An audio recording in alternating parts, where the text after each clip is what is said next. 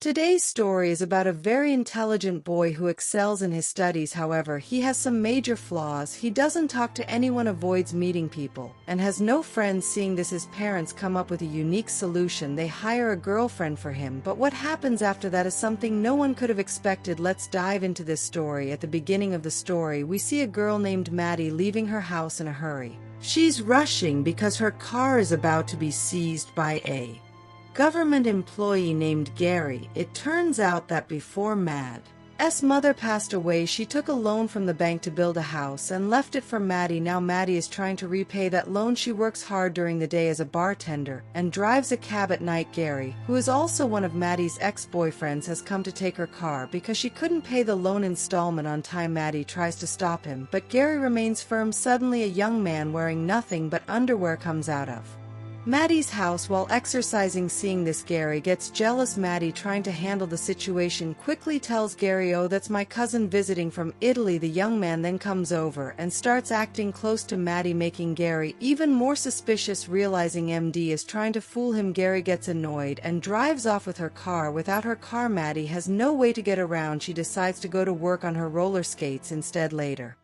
while skating, Maddie notices her car parked on the road, still hooked to Gary's tow truck. She quickly goes to the car, gets inside, and tries to drive away. However, in her haste, she forgets to untie the car from the tow truck. When she tries to speed off, the car doesn't move. At the same time, Gary comes out of a nearby shop, sees what she's doing, and takes her car back. Maddie fails in her attempt to reclaim it. After this, Maddie goes to her friend Sarah and Sarah's husband Jim and shares her frustration. She tells them about losing her car and her struggles with the bank loan. Sarah tries to help by searching online for second-hand cars for MDTY, but Maddie sighs and says, "I've already checked everywhere. I doubt I'll find anything better." While browsing online, Sarah stumbles upon an unusual ad. A wealthy family is looking for a girl aged 20 to 25 to be their shy 19-year-old son's girlfriend. The ad mentions that the boy is very intelligent, but struggles with socializing and doesn't have any friends. In return, the family is offering a brand new car as a gift to the girl who can help him overcome his fears and gain confidence. At first, Maddie hesitates because she feels she might be too old for the boy, but after discussing it with Sarah and Jim, she decides to give it a shot. She needs the desperately, and this might be her only chance. We then see Maddie skating her way to the wealthy family's house. She meets the boys'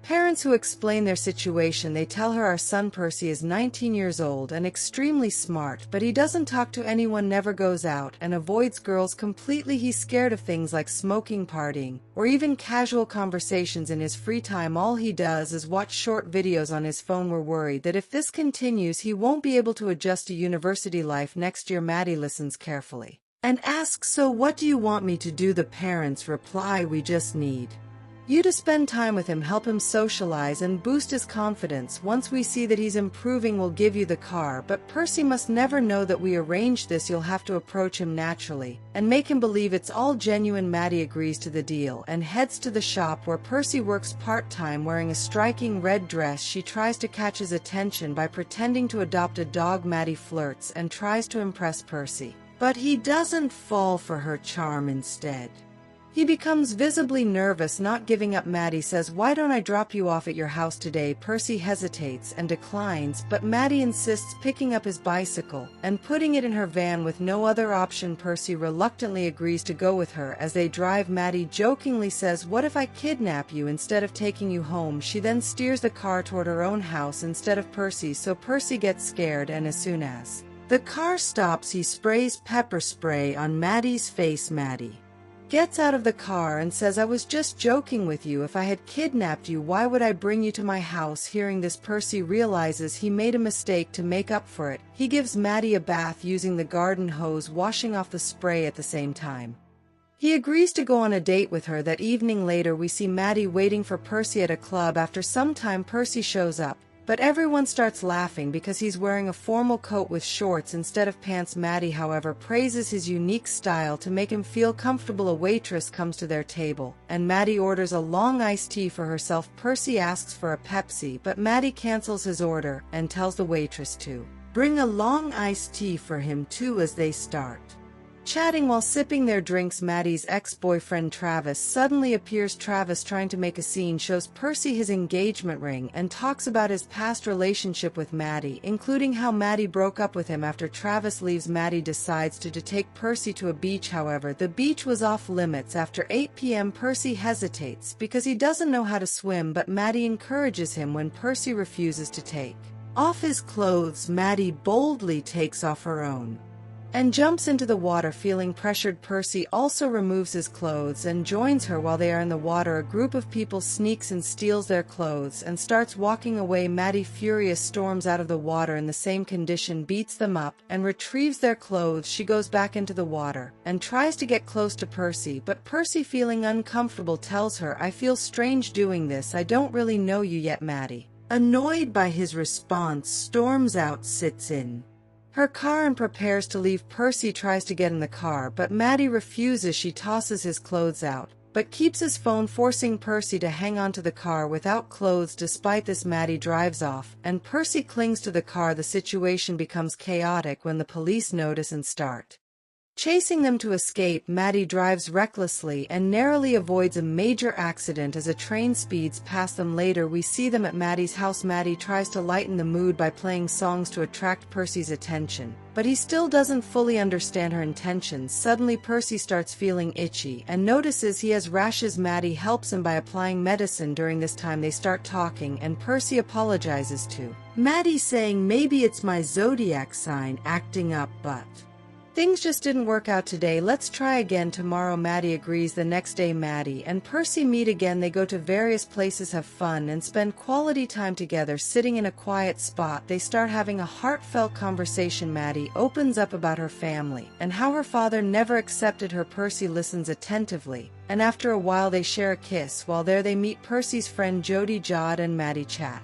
for a bit, but when Percy steps away, Jod warns Maddie, saying, "What are you doing with him? He's just a kid. I know girls like you don't think his parents' money is his. If anything happens to Percy because of you, I won't let it slide." In the next scene, Percy and Maddie dress up and go out for dinner. At Maddie's encouragement, Percy gets on stage, plays the piano, and sings a song. His performance impresses everyone, and they cheer and clap for him. Afterward, Percy's friend Natalie approaches and invites him to a party, saying, "It's going to be so much fun. We'll both be at university soon." Percy excitedly agrees. After Natalie leaves, Percy tells Maddie she's such a nice girl, we'll go to the party together, and I'll also get my driving license. Percy, with a smile, tells Maddie, "I'm getting a license so I can drive myself on weekends and come to meet you." It was clear from his expression that Percy was getting deeply attached to Maddie, and Maddie was starting to realize this as well. After dinner, the two leave the restaurant, and in the car, Percy starts drinking. He suddenly confesses to Maddie, "I'm ready for you now. I've fallen in love with you, and I want to get intimate with you." Maddie, trying to handle the situation, says, "You've had a drink,